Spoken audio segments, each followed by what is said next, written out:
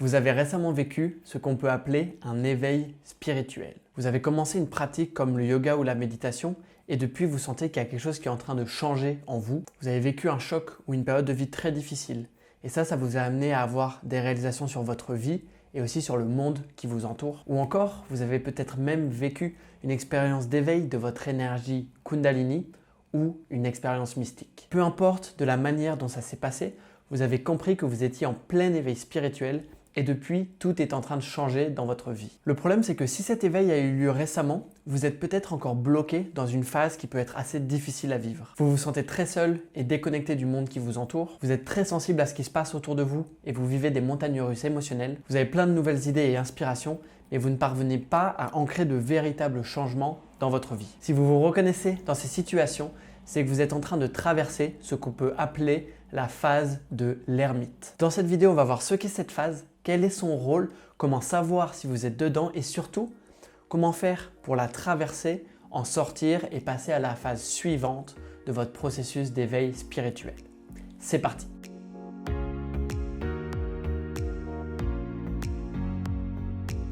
Bonjour à tous, je suis Paul de vivre-en-connexion.fr et ma mission est de vous aider à vivre en connexion avec vous-même au quotidien. Si cette quête de connexion avec vous-même vous intéresse, je vous invite à aller sur vivre-en-connexion.fr et de vous rejoindre mon petit programme gratuit sur 7 jours dans lequel je vous explique comment se reconnecter avec son corps et avec soi-même. Et si vous souhaitez me suivre un peu plus personnellement, vous pouvez me retrouver en tapant Vivre en Connexion sur Facebook et sur Instagram. Maintenant que les petites annonces sont faites, découvrons ensemble ce qu'est cette phase de l'ermite.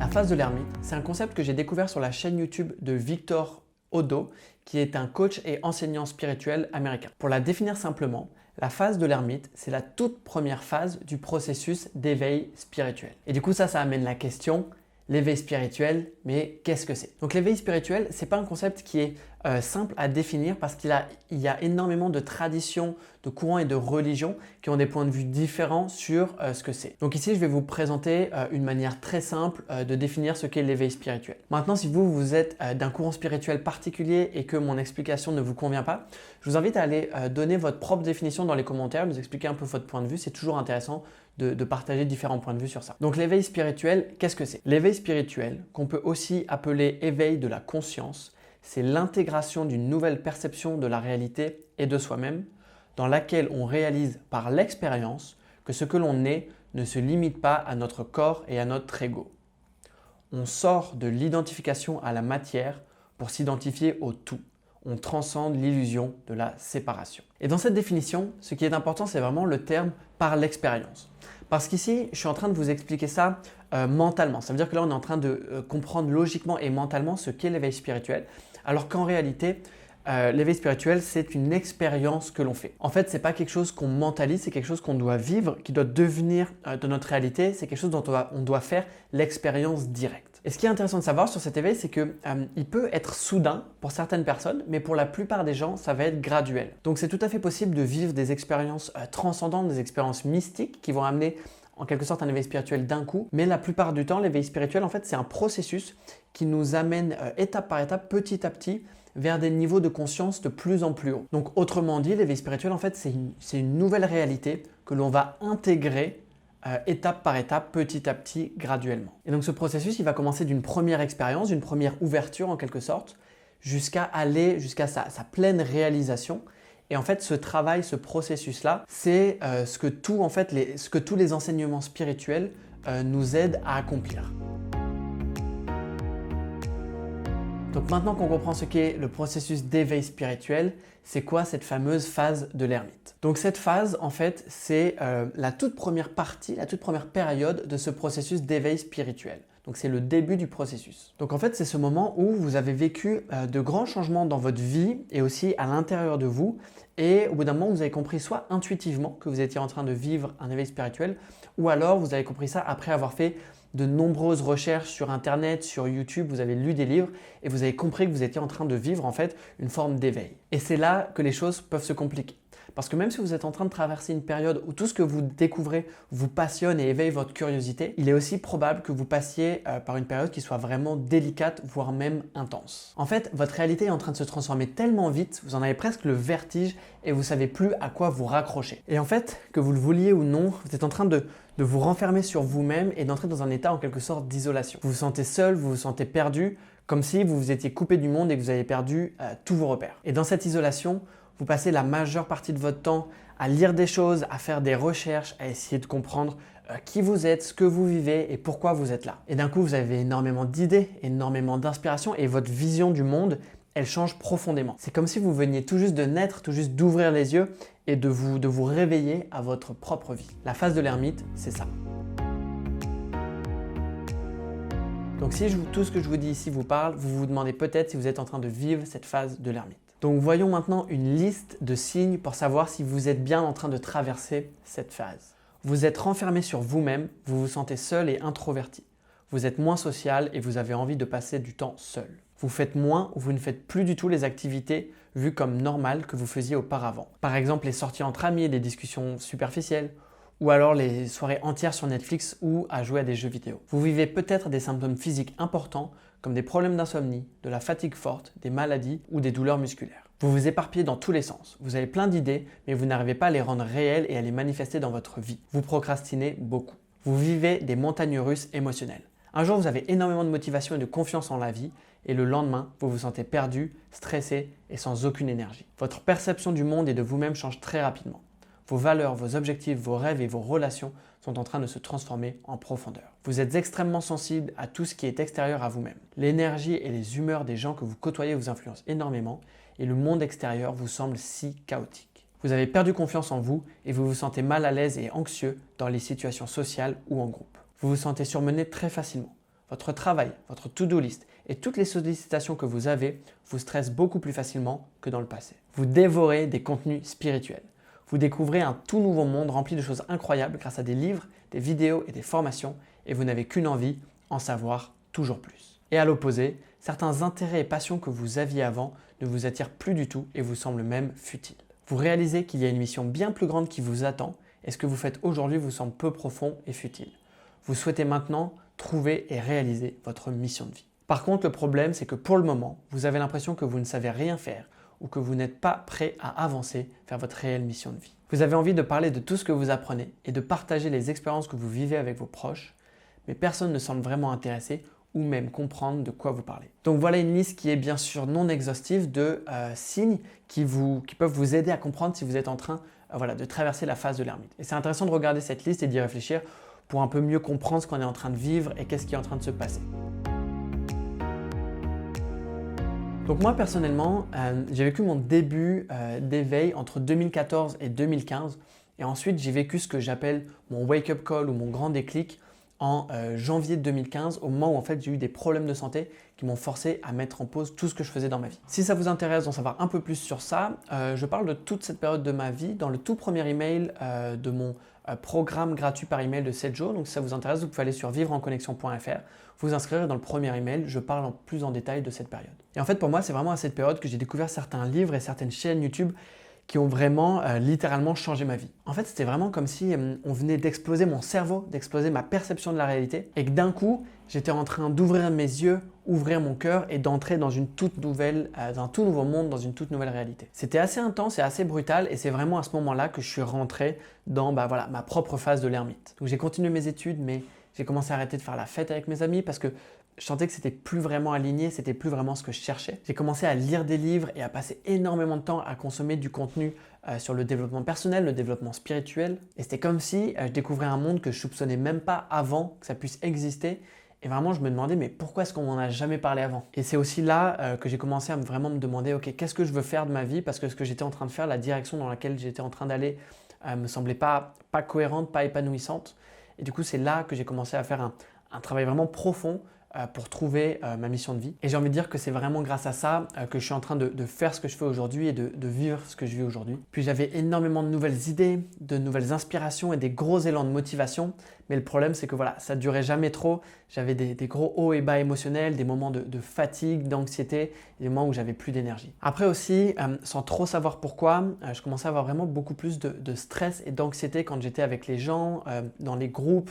Voilà, je commençais en fait à avoir de l'anxiété sociale. C'était un peu comme si à cette période, j'étais déconnecté des autres et j'étais perdu en moi-même dans cette phase de changement. Et aussi, je ressentais vraiment de plus en plus fort un fort sentiment de solitude parce que j'avais pas l'impression de pouvoir partager tout ce que j'étais en train d'apprendre, tout ce que j'étais en train de découvrir avec mes proches, avec les gens qui m'entouraient. Du coup, j'avais un peu l'impression d'être seul dans ma bulle, mais heureusement, grâce à YouTube, grâce à ce que je regardais sur Internet, je pouvais voir qu'en fait, il y avait beaucoup d'autres gens qui étaient en train de vivre des choses similaires et qui pouvaient en fait comprendre en quelque sorte ce que je vivais. Cette période, elle a été profondément enrichissante, mais elle a aussi été très difficile parce qu'en fait, voilà, j'étais en train d'intégrer un nouveau paradigme, une nouvelle perception de la réalité.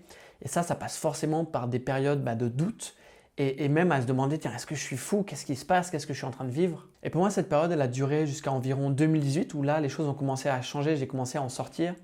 Et en fait, bien qu'elle ait été difficile, c'est vraiment cette période qui m'a permis de me construire et ça a été vraiment nécessaire à mon développement intérieur. Et ça, en fait, c'est ce qu'on va voir maintenant, c'est quoi le rôle de cette phase de l'ermite. En fait, pourquoi est-ce qu'on doit traverser cette phase dans notre processus d'éveil spirituel? Donc pourquoi cette phase fait-elle partie du processus d'éveil? Donc déjà, il faut savoir que tout le monde ne vit pas cette phase de la même manière et surtout de la même intensité. Pour certains, en fait, cette phase, elle se passe assez vite et elle n'est pas si difficile à vivre que ça. Alors que pour d'autres, cette phase dure longtemps et surtout, elle est difficile et elle semble insurmontable. Et c'est intéressant de noter aussi que certaines autres personnes vont vivre cette période d'éveil, un peu de wake-up call, mais elles ne vont pas forcément avoir la dimension spirituelle. Ça veut dire qu'en fait, elles sont en train de traverser un changement de vie vraiment fort, vraiment important, et elles ont besoin de passer par une phase en quelque sorte où elles reviennent à elles-mêmes, une phase d'ermite qui va ensuite leur permettre de pouvoir acter les nouveaux changements dans leur vie. Donc cette phase n'est pas vraiment la même pour tous, mais elle est là pour tous parce qu'en fait, elle est nécessaire. En fait, cette période, elle permet de se reconnecter avec soi-même. En fait, c'est qu'après avoir passé la majeure partie de notre vie à porter notre attention dans l'extérieur, d'un coup, on est forcé à aller mettre notre attention à l'intérieur pour qu'on puisse retrouver en fait un équilibre. Parce que dans notre société actuelle, voilà, la seule chose qui est importante, c'est tout ce qui est à l'extérieur. Et là, d'un coup, il y a quelque chose qui se passe et d'un coup, on se retrouve forcé à aller à l'intérieur. Et en fait, peu importe les mots qu'on utilise, que ce soit éveil spirituel, phase de l'ermite ou quoi que ce soit, ce qui est sûr qui se passe dans ce genre de période, c'est qu'on est en train il y a vraiment des changements profonds qui sont en train de s'opérer à l'intérieur de nous. Et du coup, si on veut être capable de les intégrer dans notre réalité, il faut qu'on passe par une période où on revient à soi-même. Et traverser la phase de l'ermite, en fait, c'est vraiment ouvrir un nouveau chapitre de sa vie. Ça veut dire qu'il y a un avant et il y a un après. En fait, c'est en quelque sorte une période d'obscurité qui permet ensuite de revenir à une période de lumière. Et sur ça, je vous renvoie à ma vidéo Comment se réaligner avec sa mission de vie, où on parle de ce concept des cycles de clarté et d'obscurité. Donc maintenant qu'on comprend mieux tout ce qui se passe dans cette phase, qu'on comprend son rôle, qu'on comprend comment ça fonctionne, voyons maintenant ce qui est vraiment important, qui est comment traverser et sortir de cette phase de l'ermite. Première étape, accepter et accueillir cette phase d'éveil et de transformation. Donc comme souvent dans ce genre de travail, il faut commencer par accepter et accueillir ce qui est en train de se passer. Et pour faire ça, il faut absolument se détacher de deux postures. La première, c'est la posture de la victime, où on passe tout son temps à se plaindre de ce qui nous arrive et de ne pas comprendre pourquoi les autres ne souffrent pas autant que nous. Et la seconde, c'est la posture du résistant, où on fait tout notre possible pour résister à ce qui est en train de se passer. On réprime nos émotions, on se distrait, on se ment à soi-même pour éviter de voir la réalité. On est en pleine résistance. Donc en fait ici, il faut commencer par accepter ce qui est en train de se passer et réaliser qu'en fait vous êtes exactement là où vous devez être et il se passe exactement ce qui doit se passer pour votre bon et sain développement. Deuxième étape, reconnectez-vous avec vous-même et prenez du temps pour vous. Donc comme on vient de le voir, le rôle de cette période, c'est vraiment de vous forcer à vous reconnecter à vous-même et de passer de votre attention qui est tournée vers l'extérieur pour la tourner vers l'intérieur. Donc ici, ce qui est vraiment important, c'est de se donner du temps pour se donner vraiment de l'attention et de l'amour. Et donc c'est aussi une bonne période pour prendre du temps, pour écrire ses idées, écrire ses inspirations, écrire ses réalisations et prendre des notes sur tout ce qui est en train de se passer en vous. Et vraiment de prendre du temps pour ça, prendre du temps pour vous. Et donc pour réussir ça, forcément, vous allez devoir apprendre à dire non à toutes les sollicitations extérieures que vous recevez.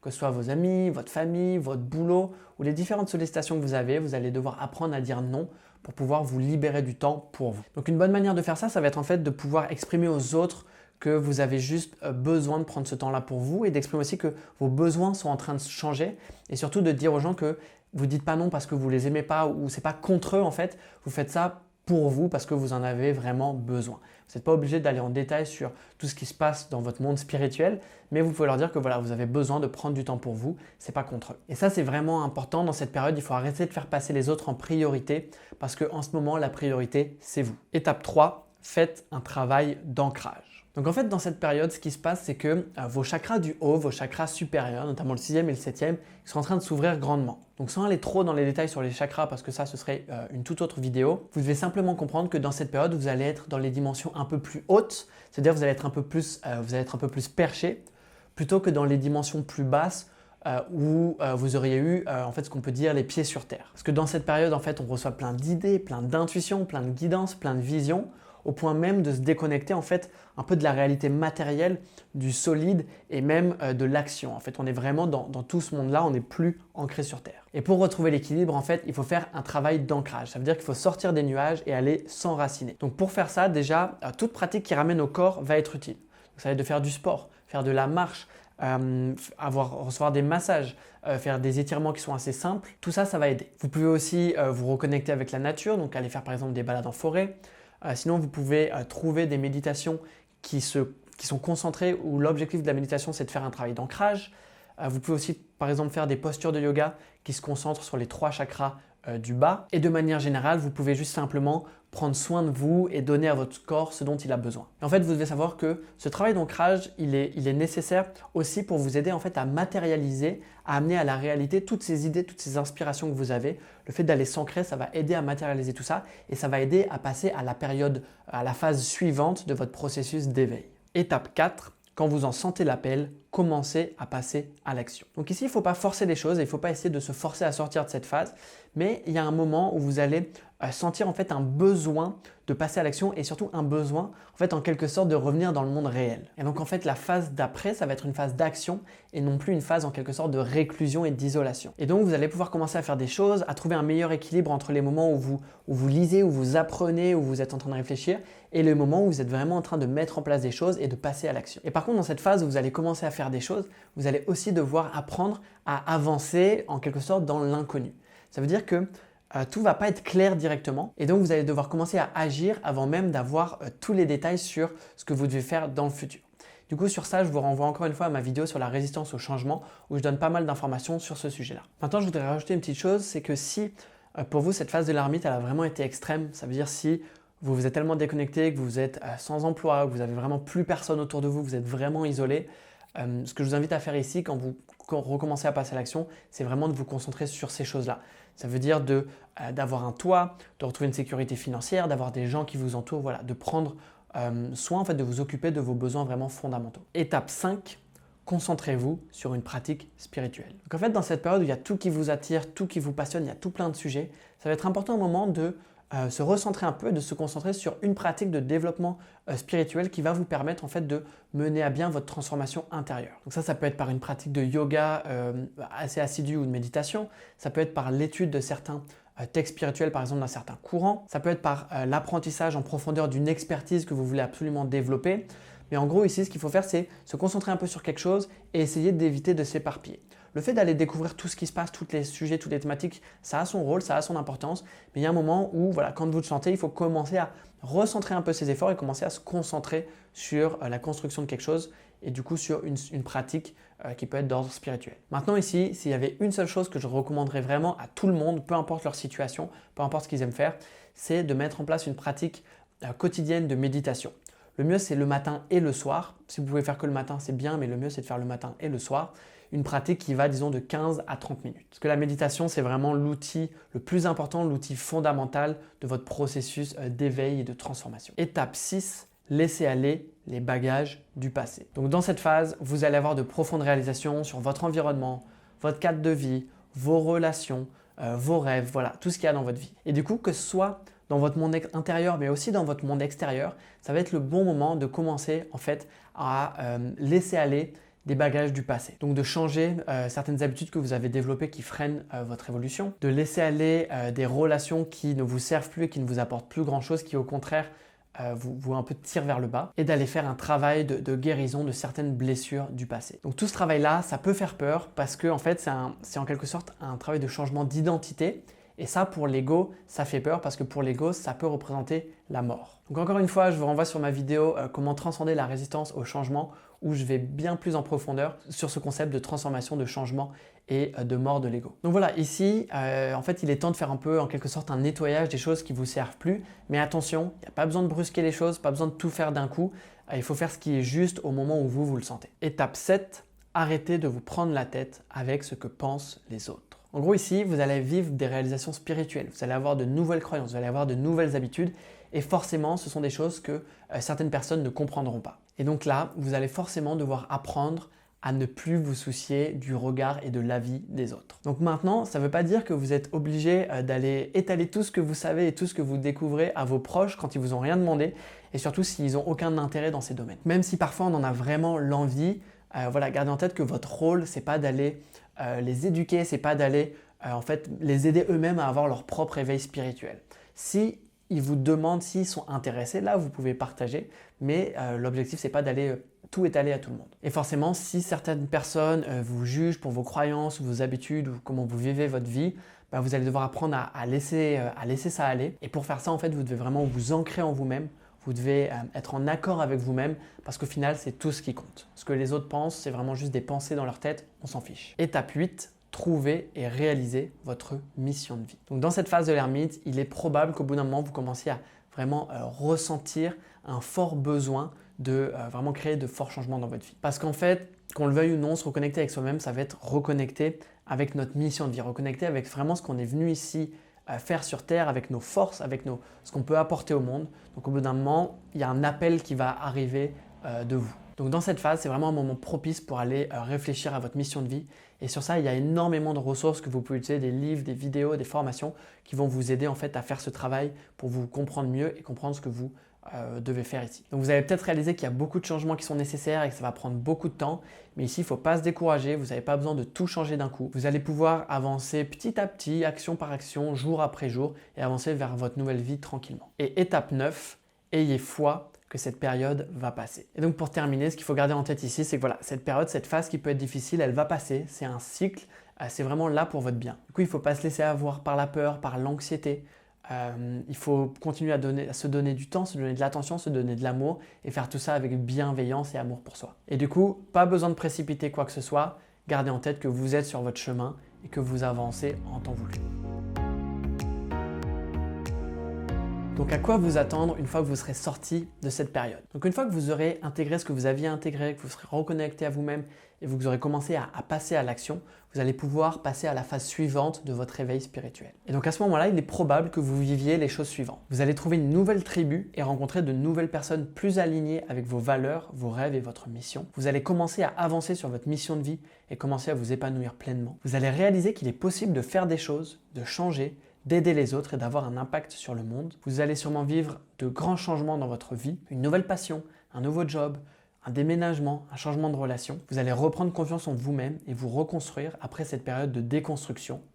L'ordre pourra alors revenir après cette période de chaos, un cycle de clarté après un cycle d'obscurité. Et vous allez peut-être ressentir de forts changements dans votre perception du monde et de la réalité. Vous aurez peut-être plus de sensibilité aux énergies des autres, plus de ressentis subtils et vous vous découvrirez peut-être même avoir de nouvelles capacités. Donc en fait, la phase suivante, ça va être une phase d'intégration, de maturation et d'action. Donc en quelque sorte, on redescend sur Terre et on commence à intégrer toutes ces nouvelles réalisations dans le monde réel, dans notre vie actuelle. D'un coup, on vit dans une nouvelle réalité et on est de retour dans l'action.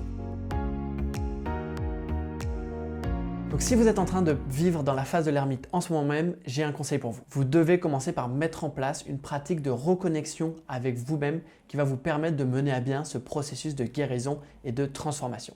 C'est ce que j'appelle le rituel de reconnexion. Donc pour découvrir tous mes conseils pour mettre ça en place dans votre vie, vous pouvez cliquer sur le lien juste en dessous de moi. Vous allez arriver sur mon site et là vous pourrez vous inscrire à mon programme de 7 jours par email gratuitement. Et si vous souhaitez me suivre un peu plus personnellement, vous pouvez me suivre sur Instagram et sur Facebook en tapant Vivre en connexion. Et bien entendu, si vous avez aimé la vidéo, vous pouvez mettre un petit pouce vers le haut et surtout vous pouvez vous abonner à la chaîne. J'espère que cette vidéo vous a plu, c'était un plaisir d'être avec vous.